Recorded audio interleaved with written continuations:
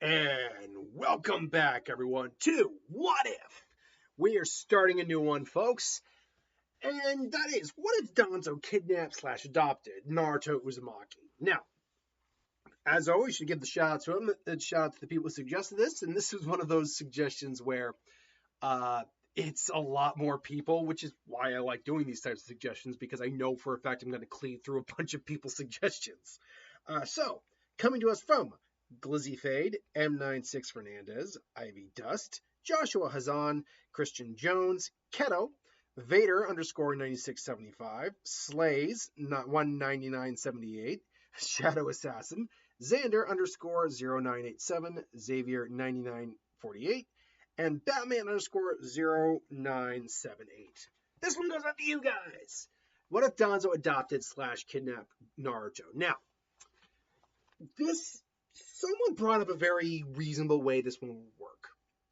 And that is because there's no way in God's green earth that they're going to let Danzo let him take Naruto. There's no way that's going to happen. There's no way the third would allow that.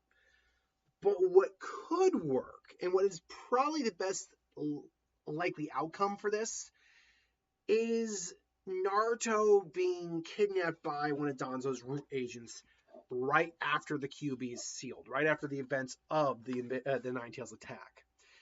He could have someone watching the events unfold, wait for the right moment, and through in the middle of the dusk, Naruto is taken, and the excuse could be made that it was too much for the young boy to take and that he died. The third is mortified by this. Excuse me, I'm just trying to get comfortable here. The third is mortified by this. Not only did he fail to protect their son, the fourth's kid and Kushina's child, that they died and now he's got to face the backlash of it. Now, this doesn't mean Danzo would just take the role of Hokage over him. No, he's still going to be Hokage. But Danzo now has his ultimate weapon. He's got to train it, he's got to raise it, he's got to prep it, but he has his ultimate weapon in Naruto. And so what Danzo will do is just play the waiting game. He can wait Sarutobi out on this, all the while increasing Naruto's strength and making him loyal to him. He can do that. And so for the 12 years leading up to the beginning of the series, that's what happens. He makes Naruto's sole purpose to serve him, feeding the lie, feeding the story that I was the one who saved you that night. It was I, Naruto. So all I ask in return is for you to help me make Konoha a better place. It is the incompetence of ninja like the third Hokage, like the fourth, that caused the Nine-Tail attack to happen to so many people to die. It is our duty to save the world, Naruto. And Naruto wouldn't know any better. Because this is one of those nature versus nurture debates. Would Naruto's base personality of that life-lovable goof be able to overshine the nurture and the lie that Danzo tells him about what happened?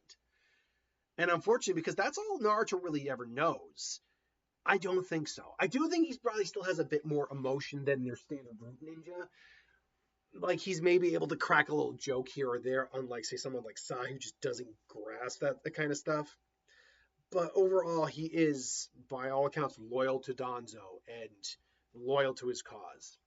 He is also going to be exceptionally powerful. Danzo makes sure to raise him properly, and he's to train him properly. Chakra control, taijutsu, seals, elemental chakra, and the Nine Tails chakra.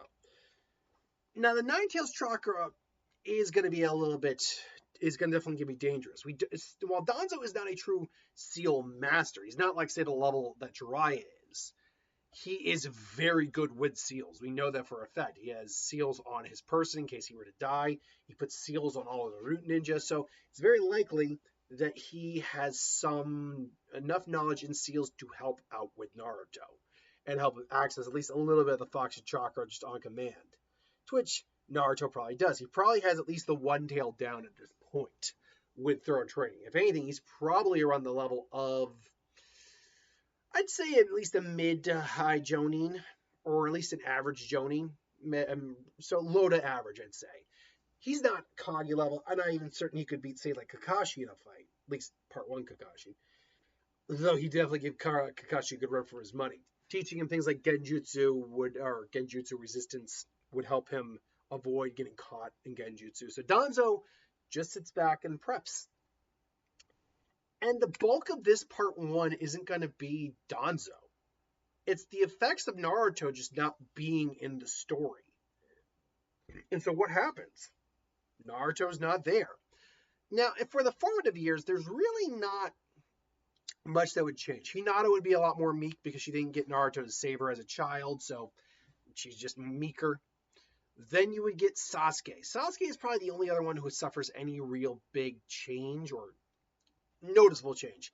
He's not as strong as he is in the original because he didn't have that push from Naruto. Despite the fact Naruto was the dead last, the fact that he was one of the only ones to really get in Sasuke's face really changes up the dynamic a little bit. Without that, Sasuke doesn't quite have that push, so while he's not that much weaker, if Sasuke, let's say, is at 100, hypothetically, he's more like at like a 90, 95. He's just that much weaker without someone to really just be getting in his face. Unless Kiba decides to take up that role, which is entirely possible. So then you get Team 7, and I could put Sai on Team 7, but like Danzo playing both fronts, introducing Sai into the fold. But I don't think that'd be the case. I think it would just be some rando no-name who gets on Team 7 along with them. Kakashi is the third, meanwhile, is just, he's just been... Third, we know, was off his game. He was past his prime to be Hokage for a little bit. He was making more and more mistakes. Now he's just kind of a little inconfident. He's not a drunk, but he's a little bit more loose with the rules about drinking on the job, let's say. Like, just trying to drive. He's a little bit more Tsunade-like. And so he's making mistakes, puts this rando on Team 7. Now, believe it or not, though, I think the rando being on Team 7 might actually help due to the fact that he's... What's the best way to put it? He's just the standard ninja, so unlike Sasuke and Sakura and Naruto, I think he kind of at least has a better understanding of they need to work as a team than they did initially. But it wouldn't really matter. They're not going to pass the bell test the first go around anyway. But we know Kakashi's still going to tie it into the tree to the stump, and he's still going to give them the second test. And Rando being tied to the stump means I think Sasuke kind of figured out, it's like, all right, I need to feed him. If he's hungry, he's going to be weak and ineffective. That hurts the team. Sasuke figured it out, so I actually think they could still pass the bell test here. The big problem comes when we get to the Land of Waves. Because I'm going to tell you right now, outright, Team 7's dead. And I don't mean the team is dead, like this team doesn't work, we're disbanded. I mean Sasuke, Sakura, Rando, and Tazuna, their client, are going to get killed. And Kakashi will maybe be able to make it out with his life. Why? Very simple, honestly. They would not have gotten out of there if it wasn't for Naruto. From that first meeting. Kakashi had been captured. Now, the question of whether or not he could do jutsu in the water prison is a little up for debate. I've never actually even heard the debate be made, but could he do jutsu in the water prison? The thing is, he was convinced he was trapped. Like, he was caught. That was it. And he didn't really make any effort to get out of that thing. Which is weird. Like, it's very possible he just couldn't move his body, is what happened. So he couldn't mold his chakra. He couldn't even really stab the Zabuza in the hand or anything like that. So I think that's why he couldn't escape. But because of that, even hypothetically, maybe he could activate Chidori, but that's a double-edged sword because he's in water. He's going to activate Chidori, shock Zabuza, and shock himself, in which case then they're going to have to try to see who's going to make it out alive there. But beyond that, without Naruto there, they were going to run. They were going to hightail it out of there until Naruto basically worked up the courage to help out. His Shadow Clone Jutsu worked out immensely well because they used the Shadow Shuriken Jutsu. and got one up on Zabuza. This rando doesn't have the Shadow Clone Jutsu. This rando probably doesn't want to be facing the Demon of the Mist. So unfortunately, Sasuke tries, fails. There's nothing these guys can really do at all. So yeah, even if they run, the clone can't leave the real body that much. So even if they run, which unfortunately, uh, even if Rando runs, he's gonna get killed. So Haku probably takes him out. Like Sasuke, it's like running was left. Running was, how do you put it? Running wasn't an option once you got caught, and so I was like very smart. But yeah, unfortunately, this would lead to them being basically slaughtered by Zabuza. Now, Kakashi, maybe after seeing like the second kid get killed, that runs the risk of using the Chidori and electrifying the water person, shocking them both. And Kakashi does it, and he's able, it knocks both him and Zabuza kind of like up for a loop. And unfortunately, just as he does it, the water clone basically kills the final member of the team and then slaughters Zabuza as Kakashi just tries to get over there and he can't in time. So he basically just takes out Zabuza and then just boom, marks the real Zabuza real quick through a Chidori through the chest.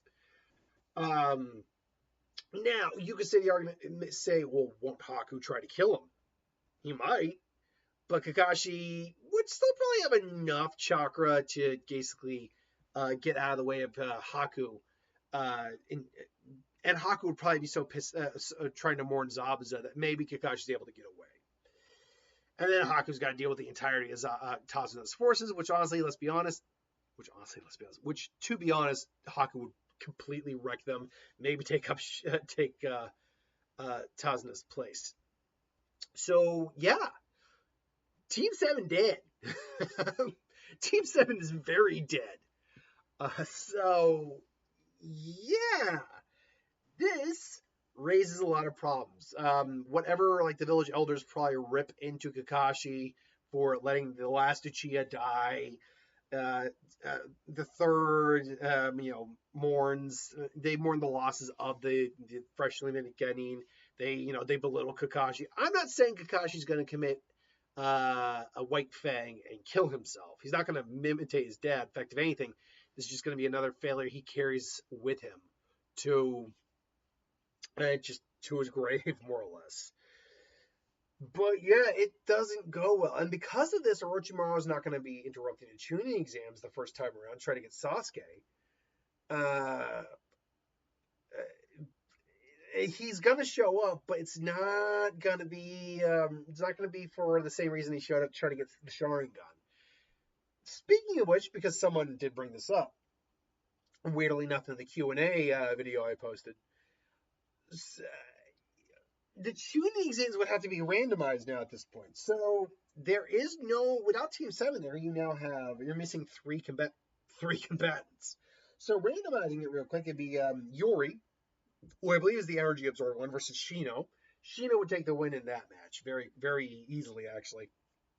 His bugs would just drain his chakra dry. Zaku versus Kankuro, but Zaku doesn't have broken arms, so there's that. That would be an interesting match. The range abilities of Zaku would definitely be problematic for Kankuro. However, Kankuro's puppets would probably be able to take the hit with relative ease, so Kankuro would take that fight. Then it was, who was it? It was the one who stretches. I can never remember his name. Versus Tenten. Believe it or not, I think Tenten takes that fight. Because one is a mid to long range fighter, and technically, Temari is actually kind of a mid to long two. She's an all around fighter, actually. Granted, she doesn't use any elemental jutsus with her weapons, but she should. Then you'd have what was it? Temari versus Keen. Temari would beat the crap out of Keen. Moving on. Then you'd have Kiba versus Neji. We know Neji would beat the hell out of Kiba. Then you would have Hinata versus Rock Lee.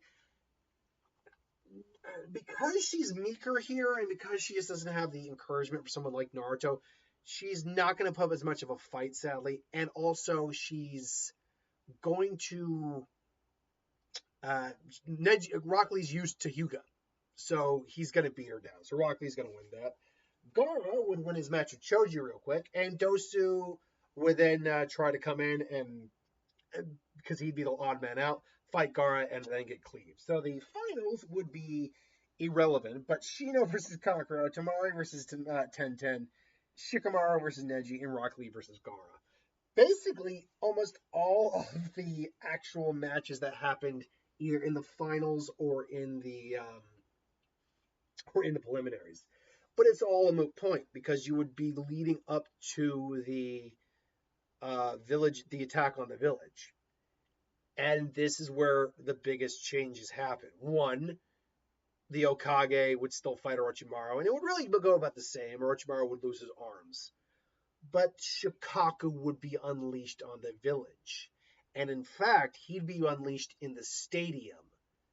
And you might see the death of a lot of characters here because no one is prepared for that. And Jiraiya might try to step in, and I think most likely he would succeed. Jiraiya being relatively, not even relatively, being very good with seals means he probably could be able to stop a raging Bijou if he needed to. Meanwhile, as the invasion of the Sand is happening, a orange flash is darting around the battlefield. It's taking out ninja, it's taking out sand and sound ninja. It's wreaking havoc, causing a bloody scene. Danzo has sent Naruto out quickly, and not to be seen, to basically deal with the enemy where he can. So Shikaku ultimately does get put back in the bottle. Unfortunately, we lose some Genin. I would think even we would lose the Sand Ninja. We don't lose, but I think we would lose. Could be all the Genin that were participating, except for if I were to look at this real quick, Shino because he didn't get the chance to fight, and Shikamaru and Neji because. Yeah, I think Lee could actually. Now I think about most of the ninja would either be in a stadium, like in the seats, not on the field, or in like the infirmary getting treated. So maybe the Genin wouldn't be killed here. Regardless, she also Hinata's not coughing up blood here because she fought Lee. At least not in the same vein. She probably got injured, but she's fine. So yeah, the third gives his life. Orochimaru retreats. And in the aftermath, the Akatsuki are looking for Naruto. Now, Danzo's certainly not going to let that happen. Naruto's firmly kept hidden away, so they're not going to be able to find him. But the elders come up asking Jiraiya, we need a new Hokage. You're the best candidate. To which, Jiraiya refuses. And Jiraiya is also not as, jovial here because he hasn't been able to interact with Naruto at all. It's at that point Danzo shows up and is like, no, we need something beyond someone who's beyond the third's teaching. The third's teachings are what led us here. Kind of what he says in the original after the invasion of Pain. Like the third's teachings are exactly the reason we're in this mess. Look around. Orochimaru was the third's pupil. So are you, Jiraiya, and yet where were you this whole time? It's time for a change. We need that change. We need someone who will stand up and fight for our village. We need someone who will show them we're still the strongest village hidden in the leaf. We need someone like me. I am the right choice for this, and you know it. And Jiraiya refuses. Like, there's no way, there's no way we can let you be. There's no way they would let you be Hokage. You had your shot, but they didn't want you. And Danzo's like, true, but it's not up to you, is it, Jiraiya? And the elders kind of look, like, we'll take another deliberation? We'll take it under advisement. They think it over. Jiraiya and him are waiting for the answers. Like, we agree, Jiraiya, that we need leadership, but we agree with Danzo that we need new leadership. The third's ways clearly have not saved us from strife, and therefore we declare Danzo will be the fifth Hokage. And Jiraiya's like, you can't be serious, you old fools. You're gonna burn this village to the ground. That'll be enough out of you. That'll be enough from you, Jiraiya. And so, this isn't over. And Jiraiya leaves. And so we'll leave you to whatever you need to do. Of course. Thank you, elders. And Danzo sits at the chair, sits in the Hokage's office, and is like that victorious smirk on his face. Naruto appears out of the shadows. Do I do good, father? You did more excellent than I could have asked for, boy. And so that is the end of part one, where Danzo has become Hokage. And how badly is this gonna go, folks? Well, stay tuned to part two on Sunday. Until then, thanks for watching. Hope you enjoyed. Like, comment, share, subscribe, and I'll see you next time.